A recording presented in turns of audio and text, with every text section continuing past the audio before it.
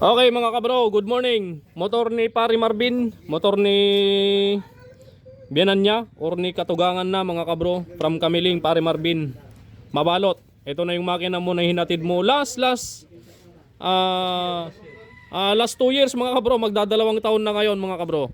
So itong makina na to hinatid niya noon, kaya lang hindi na niya naharap na balikan. Kaya nung isang araw bumalik si Pari Marvin dito para ipaayos na tong makina na to. Okay. Ngayon, after 2 years, pinalitan na natin yung mga dapat palitan.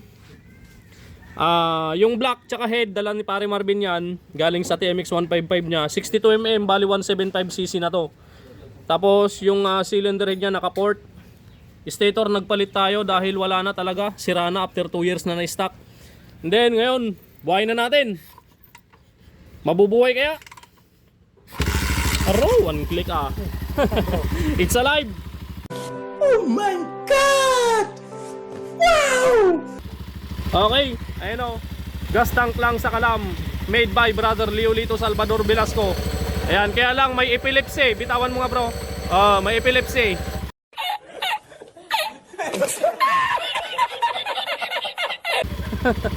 Ayun o. Smooth na yung makina ni katugangan mo pare. Yan.